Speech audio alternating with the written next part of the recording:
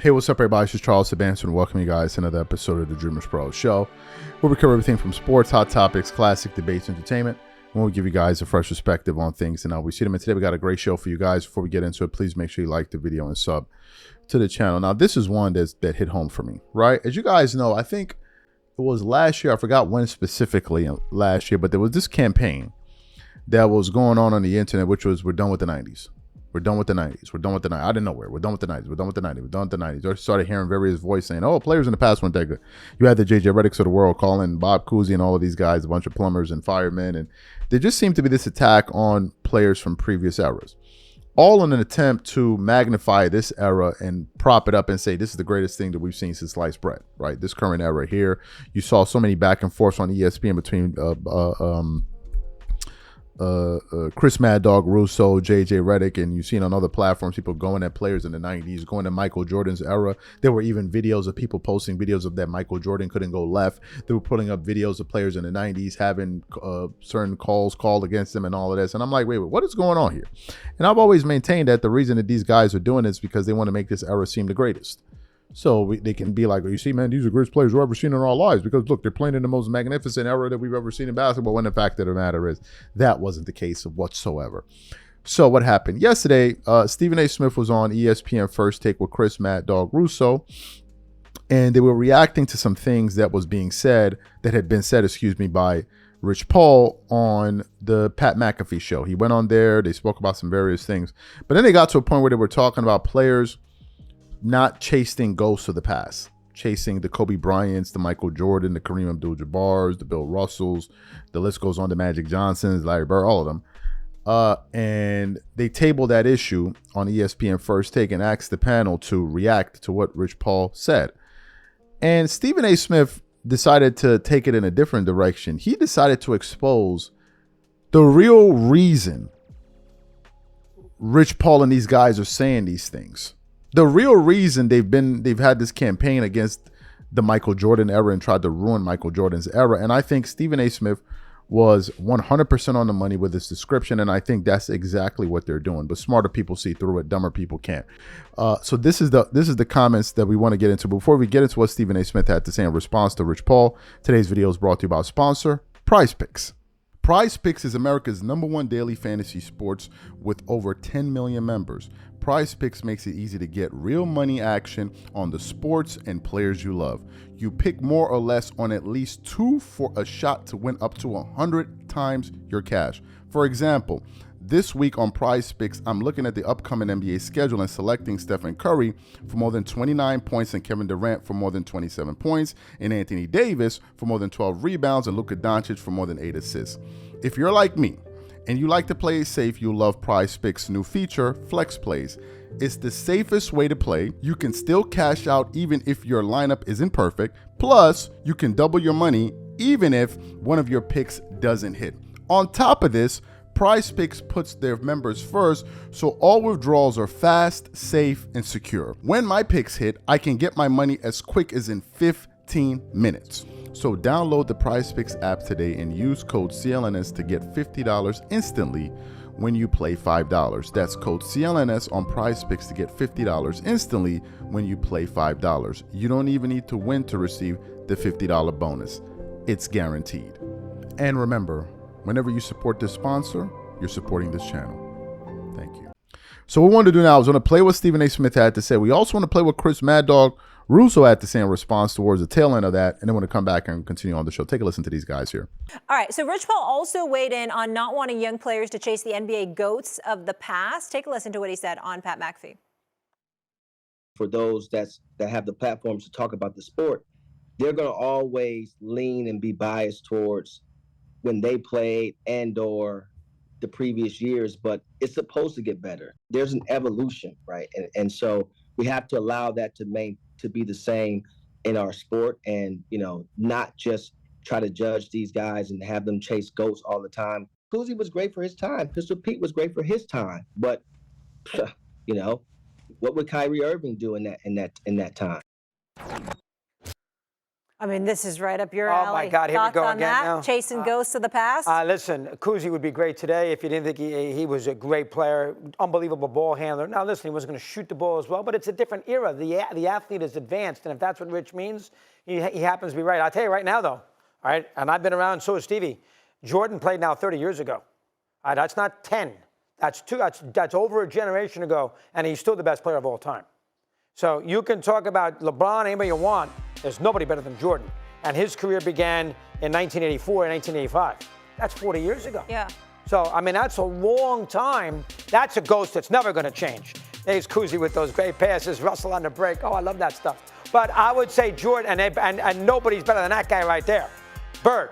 But I would think that Jordan, and Steve would agree, that's a ghost, Steve, that for the next 100 years, I don't care what the advancement of the athlete is, Jordan is going to be the guy that I'm always going to compare somebody to because he's that good.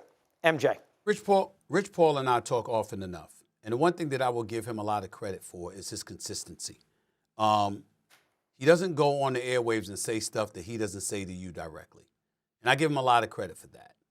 But I've also gotten on him on many occasions in my own defense for this very point. They say, whether it's Rich Paul as an agent in an agency or it's the players themselves, they say it as a point of contention because their belief is that it minimizes and diminishes the accomplishments of today's players. I look at it differently. I think the conversation elevates the players in the annals of history because you're talking about them.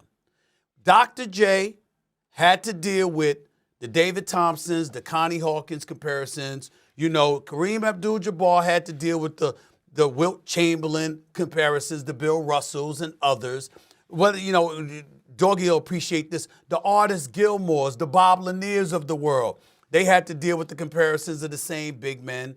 You know, you had shooters like downtown Freddie Brown and Ricky Pierce and Dale Ellis and Del Curry and others, you know, and Bird, of course. You know, shooters that followed, the Ray Allens, the Allen Houstons of the world and others had to deal, the Reggie Millers of the world, had to deal with those comparisons.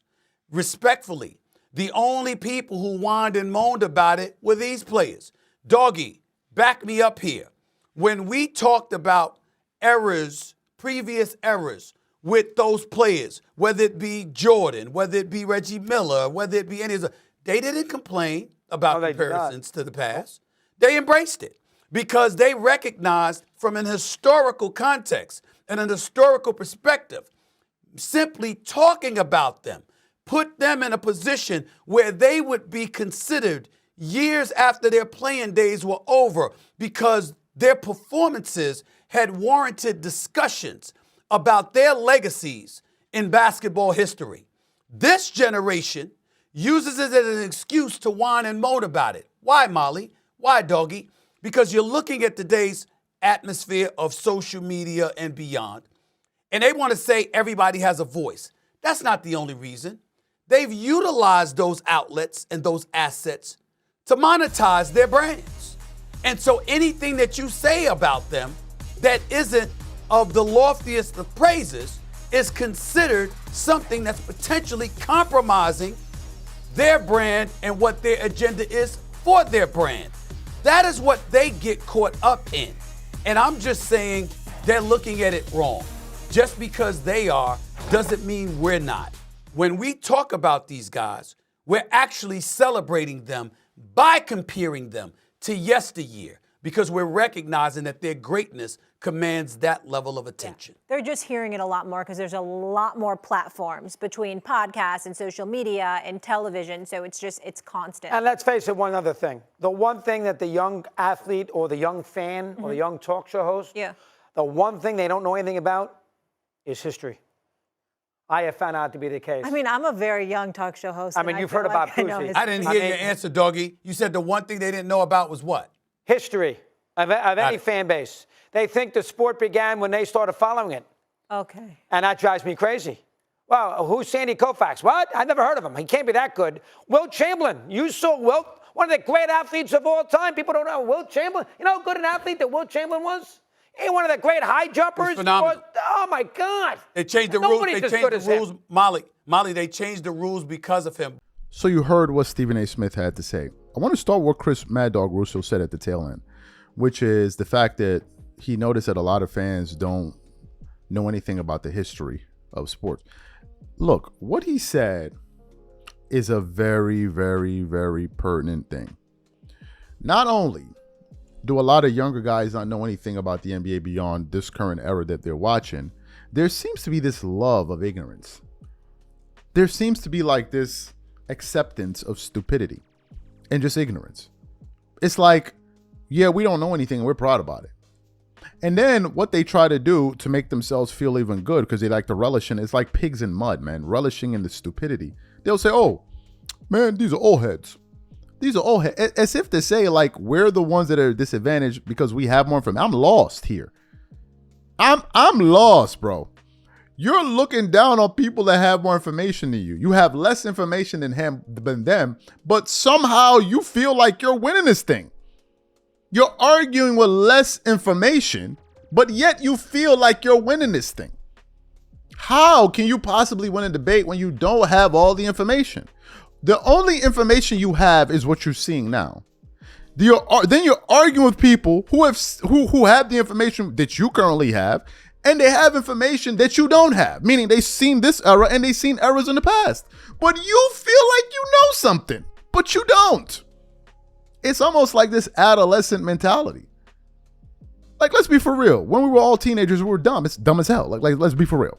The vast majority of us, we thought we knew everything, but we was dumb as hell. But now that mentality is graduating into people in their early 20s. They're still moving with this stupidity. It's like the less information, or rather, let's look down on people that have more information than us. Oh, man, he's old head. Oh, man, he's old head. They don't know. Oh, he's old head. But what are you in diapers? What are you in diapers? Like I'm lost with this. Oh, man, he's an old head. Hey, man, I'm 36 years old. Oh, man, he's an old head. I'm not even going to say what I want to say. I'm going to say something I wasn't even supposed to say. I almost said something I wasn't even supposed to say. But trust and believe. Them dudes in their 30s, their 40s, their 50s, getting everything you want. Everything you want in life, they getting it. Everything you want in life, they got it. So you laughing at them, you don't even realize you ain't got nothing. All them things you be desiring, they don't be looking for you. So I just be sitting here laughing with it. And some of y'all can read through the lines and some of y'all can't. Most likely the dudes that don't know nothing. So to me, it's just like, look, he brings up a good point. Now, to Stephen A. Smith's point, bro, it's so obvious. It's so obvious what they're doing. They're trying to ruin those. Look, there are a few things that are going on. Number one, they're trying to tarnish the legacy, or rather the era of Michael Jordan. Why? You see, what they discovered was they cannot win their GOAT debates with Michael Jordan head on. They realized that a long time ago. These guys can't do it. So what they then started to do was, since they can attack him, they tried to attack the people around him. They tried to attack his era.